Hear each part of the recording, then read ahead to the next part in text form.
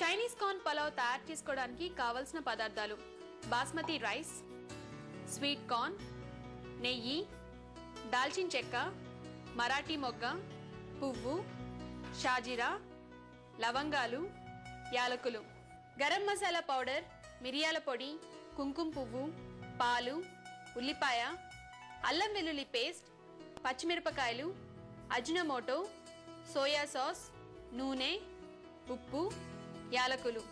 Garnish కోసం carrot, టమాటాలు, పచ్చిమిర్చి, పుదీనా.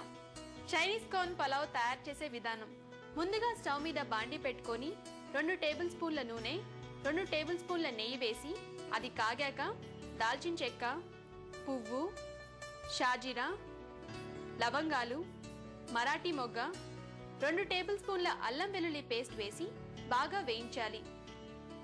దీంట్లో 1 కప్పు ఉల్లిపాయ ముక్కలు వేసి బ్రౌన్ కలర్ వచ్చేంత వరకు వేయించుకోవాలి.